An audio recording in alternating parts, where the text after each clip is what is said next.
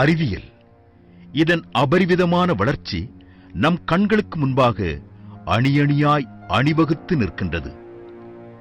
மனிதன் குரங்கிலிருந்து பரிமாண வளர்ச்சி அடைந்தானா, அல்லது தனக்கு மேலுள்ள சக்தியாகிய கடவுளின் மூலம் படைக்கப்பட்டானா என்ற கேள்விக்கு வித்திட்டது ஆதிகால அறிவியல். கடவுள் துகளையே கண்டறிந்து தூள் தூளாக்கிவிட்டோம் என்று மார்த்தட்டிக் கொள்கின்றது நிகழ்கால அறிவியல். அவிழ்க்க இயலா சில கேள்விகளுக்கு மனிதன் அறிவியல் மூலம் பதில்களை பெற்றுக்கொண்டாலும் அடுக்கடுக்கான பல குழப்பங்கள் அறிவியலால் ஏற்படுவதை தவிர்க்க முடிவதில்லை. இந்த அறிவியலின் வரலாற்றை வரையறுத்து பார்த்தால் தாமஸ் ஆல்வா எடிசனுக்கு முன், அவருக்கு பின் என பிரிப்பதுதான் முறையாக இருக்கும். ஏனெனில் மின்சார சக்தியை கண்டுபிடிக்க முன் இந்த அறிவியலின் வேகம் தளிர் நடை போடும் நீரோடையாய் அமைதியாய்த்தான் இருந்தது. ஆனால் மின்சார சக்தி மாந்தர் நடுவில் பாயத் தொடங்கிய பின் கரை உடைக்கும் காட்டாற்றாய் வரைமுறையின்றி வழிகிடைக்கும் பக்கமெல்லாம் பாய்ந்து அடக்க இயலாத அகண்ட சமுத்திரமாய் விரிந்திருக்கின்றது. ஆரம்பம் முதல் இந்த அறிவியல் குடும்பத்தில் கண்டுபிடிப்புகள் மூலம் பல பொருட்கள் பிள்ளைகளாய் பிறந்தாலும், இந்த கடைசி காலத்தில் மக்களின் முடிவை முத்திரையாக பதிக்க வந்திருக்கும் கடைக்குட்டி கண்டுபிடிப்புத்தான் பயோசிப். கீர்த்தி சிறிதாயினும் மூர்த்தி பெரிது என்ற மூத்தோர் மொழிக்கேற்ப 7 mm அளவே உள்ள இந்த சின்ன கருவி வரப்போகும் உலகத்தை சின்னா பின்னமாக்கி சீர்குலைக்கப் போகின்றது என்றால் ஆச்சரியமாய் உள்ளதல்லவா? உண்மைதான். இந்த பயோசிப் இன்னும் சில காலங்களில் இந்த உலகையே தன் பிடிக்குள் வைத்து மக்கள் அனைவரையும் தன் ஏவுதலின் அடிமைகளாக மாற்றப் போகிறதென்றால் மிக இல்லை. எங்கு பார்த்தாலும் தீவிரவாதம், வரைமுறையற்ற வன்முறை, குண்டுவெடிப்புகள் என உலகம் ஒழுங்கீனத்தின் உதாரணமாக மாறி உள்ளது. மனிதனை மனிதன் நம்ப மறுத்து பாதுகாப்பிற்கு கணினியை நம்பும் காலம். நல்லவர்களையும் நாட்டில் குண்டு வைக்கும் நாசகர்களையும் இனம் கண்டுபிடிக்க முடியாமல் காவல்துறையும் உளவுத்துறையும் கையை பிசைந்து கொண்டு நிற்கின்றது. நல்லவர்களை கூட நடுரோட்டில் நிற்க வைத்து விசாரிக்க வேண்டிய கட்டாயம். அடுக்கடுக்காய் பாதுகாப்பு போட்டாலும் அத்தனையும் தாண்டி தீவிரவாதம் தலைதூக்கி வருகின்றது. அந்நிய நாட்டிலிருந்து வரும் இந்த ஆபத்துக்களை உள்ளே நுழையும் போதே தடுத்து விடலாம். ஆனால் நாட்டிற்குள்ளே இருந்து நாசமாக்கும் இந்த நய வஞ்சகர்களை என்ன செய்யலாம் என்ற கேள்விக்கு விடையாக வந்ததுதான் இந்த பயோசிப். இது போன்ற ஆபத்துக்களை தடுக்க அனைத்து நாடுகளிலும் அடையாள அட்டை என்ற முறையை அறிமுகப்படுத்தியுள்ளனர். குடிமக்களின் அனைத்து விவரங்களும் இதில் அடங்கியிருக்கும். அத்துடன் இதில் மிக முக்கியமான அந்த குடிமகனை கண்காணிக்கும் ஓர் கருவியும் பொருத்தப்பட்டிருக்கும். இதற்கு RFID, ரேடியோ அலைவரிசை மூலம் கண்காணிக்கும் கருவி என்று பெயர். இத்துடன் ஓர் 16 இலக்க எண்ணும் கொடுக்கப்பட்டிருக்கும். இதுதான் இனி அந்நாட்டில் வாழ்வதற்கு ஆதாரம். சில நாடுகளில் இது இல்லாமல் வெளியே போக முடியாது என்ற நிலை உள்ளது. இதுபோன்ற ஓர் அட்டையை இந்திய அரசாங்கமும் தந்து கொண்டிருக்கின்றது. அதற்கு ஆதார் என்று பெயர். இந்த அட்டையில் உள்ள எண் மற்றும் கண்காணிக்கும் கருவியை கொண்டு இனி உங்களை 24 மணி நேரமும் கண்காணிக்கலாம். உங்கள் நடவடிக்கை அனைத்தும் கண்காணிக்கப்பட்டு ஓர் குறிப்பிட்ட கணினியில் நிரந்தரமாய் பாதுகாக்கப்படும். இந்த முறையை சில நாடுகள் சில ஆண்டுகளாக பயன்படுத்தி வந்ததின் மூலம் இதில் உள்ள சில குறைபாடுகளை கண்டறிந்தன. உதாரணமாக, இவ்வட்டை தொலைந்து போகுதல், திருட்டு போகுதல், சேதமாகுதல் போன்ற காரணத்தால் சரிவர மக்களை கண்காணிக்க முடிவதில்லை. எனவே இதற்கு மாற்றாக ஓர் ஒப்பற்ற கருவியை கண்டுபிடிக்க வேண்டும் என்றதின் விளைவாக கண்டுபிடிக்கப்பட்டதுதான் இந்த பயோசிப்.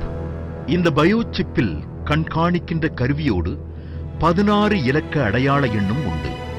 இதை ஆரம்பத்தில் சோதனை முறையாக வீட்டு விலங்குகள், காட்டு விலங்குகள், பறவைகள், கடல்வாழ் உயிரினங்கள் என மிருகங்களுக்கு சோதிக்கப்பட்டு 2011ஆம் ஆண்டு இந்தியாவின் கர்நாடக மாநிலத்தில் அனைத்து வீட்டு விலங்குகளுக்கும் ஏறக்குறைய 2.5 லட்சம் மிருகங்களுக்கு இப்பயோசிப் பதிக்கப்பட்டு வெற்றிகரமாக செயல்பட்டு வருகின்றது.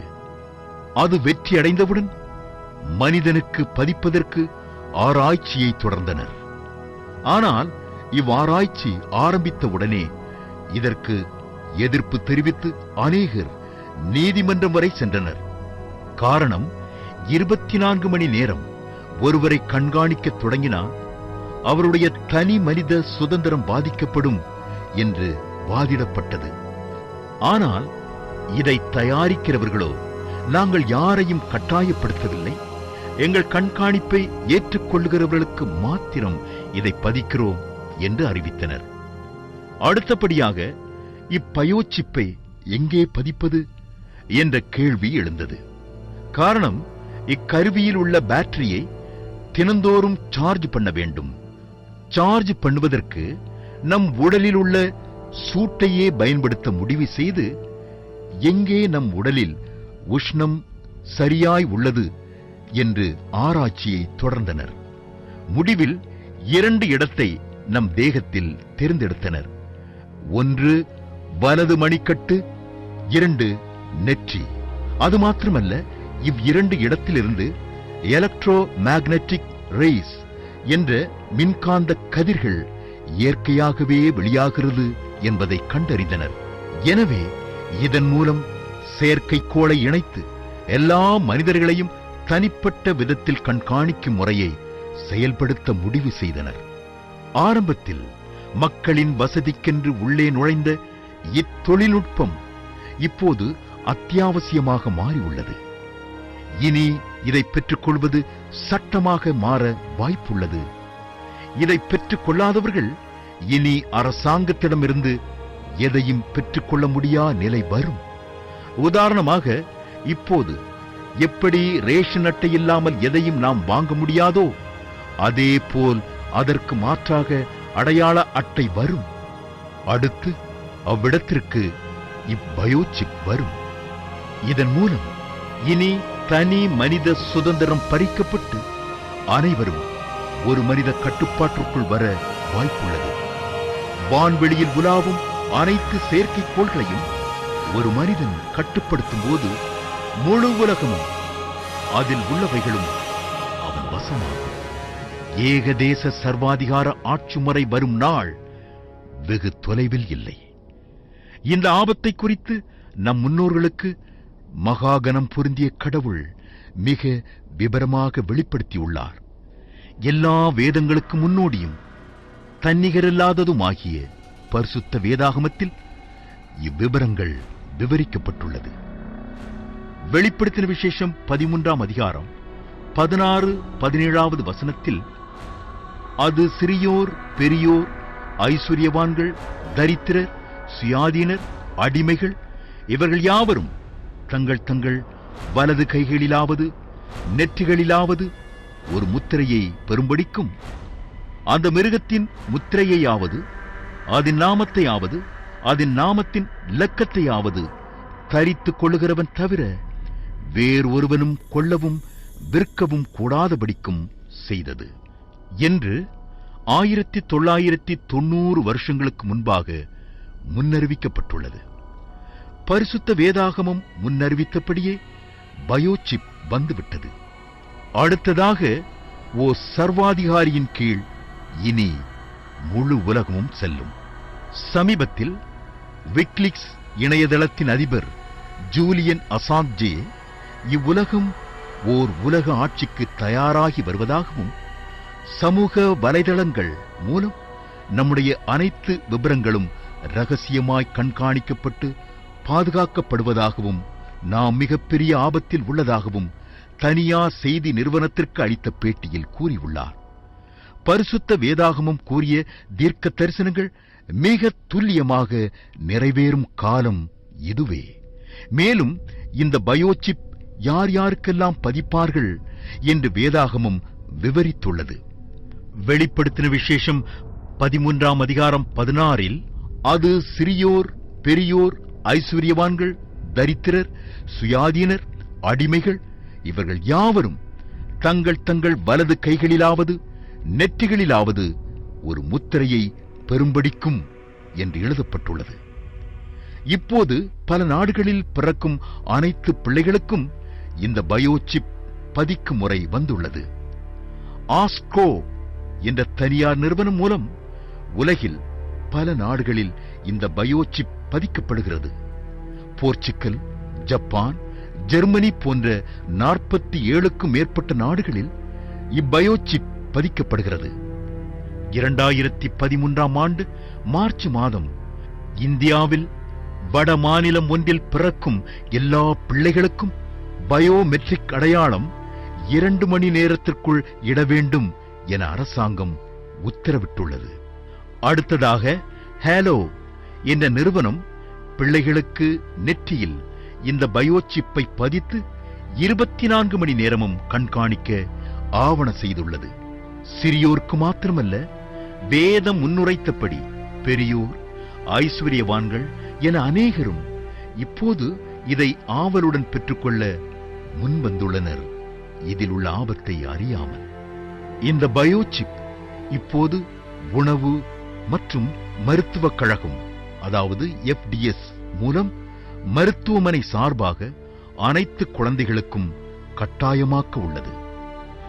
மெக்சிகோ தலைமை வழக்கறிஞர் மற்றும் அமெரிக்க ராணுவ வீரர்கள், மலேசியா தொழிலதிபர்கள், இந்தோனேஷியா ராணுவ வீரர்கள் என இதன் எல்லை விரிவாகிக் கொண்டே இருக்கின்றது.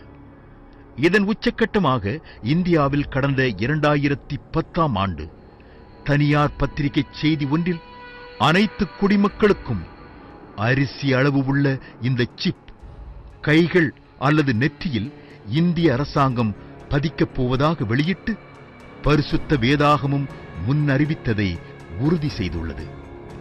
இப்போது இக்கருவி தன் சுய ரூபத்தை காட்டத் தொடங்கியுள்ளது.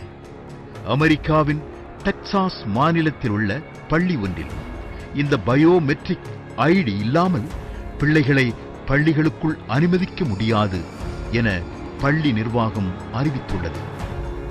இதை எதிர்த்து அப்பிள்ளைகளின் பெற்றோர் நீதிமன்றத்தை அணுகிய போது இது பள்ளியின் பாதுகாப்பு காரியம், நாங்கள் தலையிட முடியாது என தீர்ப்பு கூறப்பட்டது. டெக்சாஸ் மாநிலத்தில் உள்ள 112 பள்ளிகளில் இப்பயோமெட்ரிக் முறை வழக்கத்திற்கு வந்துவிட்டது. மேலை நாடுகளில் புது வியாபார முறையாக வாடிக்கையாளர்கள் இப்பயோசிப்பை பொருத்திக் கொண்டால் இனி பொருட்களை வாங்கிய பின் பணம் செலுத்தவோ அல்லது பில் போடவோ வரிசையில் நிற்காமல் நேரடியாக பொருட்களை எடுத்துக்கொண்டு வீட்டிற்கு வந்துவிடலாம். நம் வங்கி கணக்கிலிருந்து பணம் தானாக செலுத்தும் முறை அறிமுகப்படுத்தப்பட்டுள்ளது. வேதாகமம் சொல்லியபடி இனி இந்த பயோசிப் இல்லாமல் எதையும் வாங்க முடியாது என்ற நிலை உருவாகிவிட்டது. இனி என்ன நடக்கும்? பூமியில் உள்ள அனைவரும் ஓர் சர்வாதிகாரியின் கீழ் அடிமைப்படுத்தப்பட்டு சித்திரவதை செய்யப்பட போகிறார்கள். முன்பு ஆயுதத்தால் உலகை பிடித்தார்கள், பின்பு மதத்தால், பிறகு வியாபாரத்தால், இப்போது தொழில்நுட்பத்தால். கடவுள் மனிதனுக்கு ஆரம்பத்தில் ஓர் சோதனையை வைத்தார். அதில் ஆதி மனிதன் ஆதாமும் ஏவாளும் தோல்வியுற்றதின் விளைவாக இந்நிலைக்கு உலகம் மாறியுள்ளது. அந்த மனித சமுதாயத்திற்கு தேவன் இப்போது ஓர் சோதனையை வைத்துள்ளார். அதுதான் இப்பயோசிப்பை பதிக்கக்கூடாது என்று. மீறினால் பல இன்னல்களை அனுபவித்து இறுதியில் நரகத்தில் பங்கடைவார்கள் என வேதம் கூறுகிறது. வெளிப்படுத்தின விசேஷம் 16ஆம் அதிகாரம் 2வது வசனத்தில், வெளிப்படுத்தின விசேஷம் 19ஆம் அதிகாரம் 20, 21 ஆகிய வசனங்களிலும், வெளிப்படுத்தின விசேஷம் 14ஆம் அதிகாரம் 9, 10 ஆகிய வசனங்களில் இது விவரிக்கப்பட்டுள்ளது. பயோசிப்பை பெற்றுக்கொண்டால்தான் இனி எல்லாம் வாங்க முடியும், வாழ முடியும். ஆனால் தேவ கோபத்திற்கு ஆளாக வேண்டி வரும். இப்போது என்னதான் செய்வது?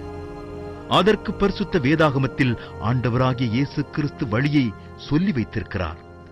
அந்த சர்வாதிகாரியின் ஆட்சி ஆரம்பிக்கும் ஒரு நிமிடம் முன்பு தன்னை விசுவாசிக்கும் மக்களை காப்பாற்றி தன்னோடு வைத்துக் கொள்ளப் போவதாக ஆண்டவர் விவரித்துள்ளார். அன்பு சகோதரனே, சகோதரியே, நண்பனே, வரும் ஒரு மாபெரும் அழிவிற்கு, உபத்திரவத்திற்கு உம்மையும் உம் குடும்பத்தையும் காப்பாற்றுவதற்கு ஒரே வழி ஆண்டவராகிய இயேசு கிறிஸ்து மாத்திரமே. இயேசு கிறிஸ்து சொன்ன இத்தனை விஷயங்கள் மிக துல்லியமாய் நடைபெறுகிறது என்றால் அவர் வாக்குரைத்தபடி அவர் வரப்போவதும் உண்மை. வரும் ஆபத்திற்கு தப்பித்துக் கொள்ள, அவரோடு செல்ல நீர் செய்ய வேண்டியதெல்லாம் பின்வரும் ஜெபத்தை முழு இருதயத்தோடு சொல்வதுதான். சர்வ வல்லவரான தேவனே, என் உள்ளத்தில் வாரும், என் பாவத்தை மன்னியும், உம் பிள்ளையாய் என்னை ஏற்றுக்கொள்ளும், உம் இரத்தத்தால் என்னை கழுவும், வருமாக்கினைக்கு என்னையும் என் குடும்பத்தையும் காப்பாற்றும். உம்மையும் உம் மகனாகிய இயேசுவையும் ஏற்றுக்கொள்கிறேன். இயேசு கிறிஸ்துவின் நாமத்தில் பிதாவே, ஆமேன், ஆமேன்.